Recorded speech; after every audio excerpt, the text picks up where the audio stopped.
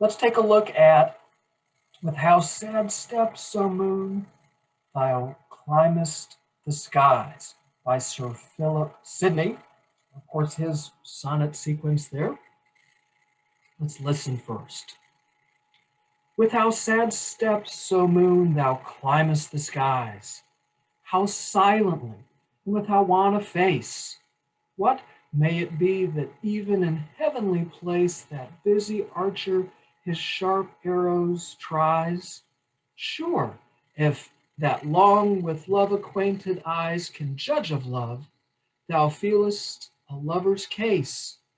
I read it in thy looks, thy languished grace to me that feel the like thy state descries. Then even a fellowship, O moon, tell me, is constant love deemed there but want of wit? Are beauties there as proud as here they be? Do they above love to be loved, and yet those lovers scorn whom that love doth possess? Do they call virtue there ungratefulness? Well, then interesting, ending with these questions. Before we dive in here and we start to tease this apart, let's take a look at the rhyme scheme. After all, what do we have? We have a sonnet. And these different sonnet writers are getting here and tinkering around with rhyme scheme. It's one of the characteristics of Renaissance literature in England during this time, is taking a foreign form and tinkering around with it and making it your own. And Sir Philip Sidney's certainly doing this here. So skies, face, that doesn't rhyme. Then what do we see? Place, face, yeah. Try skies. Start off with, we've got a quatrain here. 4 qua means 4, A, B, B, A. Eyes, yeah, we've heard that before. Case, but yep, we've heard that before. B, brace, B, price. Yeah. Okay, setting up a pattern here. A, B, B, A, B, B, A. And what do we see going on next? Me, E, oh, that's new. So it gets a new letter. Wit, that's new. B, me. Yep, and this would be almost like an umbrella rhyme. And of course, with a British accent, maybe that would rhyme. I'm pretty sure it's intended to. And then possess gratefulness. There we go. So what do we see here? We got A, B, B, A, B, B, A, setting up that pattern. CD, CD, changing the pattern. And then what do we have here? One of the characteristics ending with the couplet. Okay. With how sad steps, O moon, thou climbest the skies. What do we see here? Well, we have our speaker. And what does he do? He looks up at the moon in the nighttime sky. So we have our speaker. We know it's night. And we see the moon. How silently and with how pale a face. So of course the moon is very, very pale. It's just grayish white.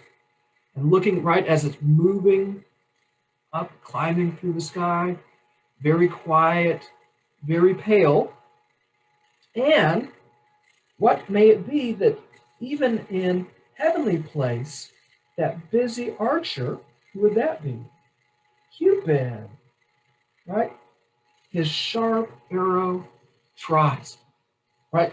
So the speaker sees the moon as pale and says, maybe the moon was hit by Cupid's arrow. Well, now, why would the speaker make that assumption, make that projection?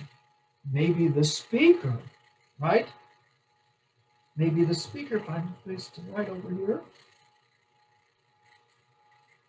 is in love. Hmm. Isn't that interesting? So what do we see? Maybe we have some love sickness, right? So the speaker is projecting onto the moon characteristics that he has, that he feels. Sure, if that long with love acquainted eyes can judge of love, thou feelest a lover's case. I read it in thy looks, thy languished grace to me, that feel the like thy state describes. So speaker saying, well, hey, if you have this experience, right, with love, maybe the moon is like one who can judge love and know what lovers on earth feel. Because the moon's up there in the heavens, right? And the speaker's down here on earth. So here we have the moon, and here we have our speaker, right? So up in the heavens, and the speaker's here on earth. Of course, earth is much bigger than the moon. Sorry about that. And now we have some questions to end the sonnet. And this is interesting. So we're asking questions to end, which seems a little counterintuitive. Is constant love deemed there but want of wit? Wow. So constant love, right? So you'd be a truthful, faithful lover. Is constant love deemed there but want of wit? So, right, so asking question, is a truthful, faithful lover there deemed a fool? Ooh, this is a good one. Are beauties there as proud as here they be? Are beautiful women proud there? Right, so of course we're talking about there up in the heavens. Do they love to be loved, and yet those lovers scorn whom that love doth possess? Oh, wow.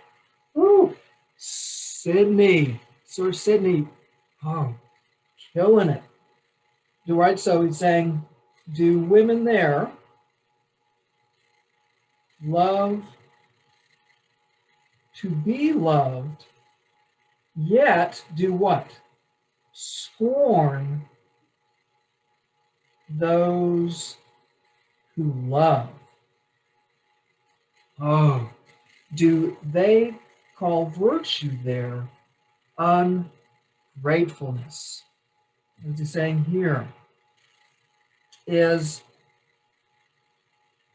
ungratefulness and love of virtue right there, like here. Oh, what do we see? Boom. One of the most common themes, and not only in sonnet writing, but in poems, is unrequited love. That's what we have here. So what's happened? The speaker has fallen in love with a beautiful woman who is what? Proud. The speaker is a faithful, right, and truthful lover to this woman who thinks that he is what? A fool. This woman that he's in love with wants to be loved, but yet scorns him. Oh, and is this ungratefulness regarded as a virtue in heaven? Like clearly, it is here on earth. Oh, the unrequited lover scorned of love. Wow. Poor Philip Sidney. What a poem, that projection of the speaker's feelings regarding his being rejected and love onto the moon, asking questions and asking of the questions, coming to the poem's resolution. What a great sonnet.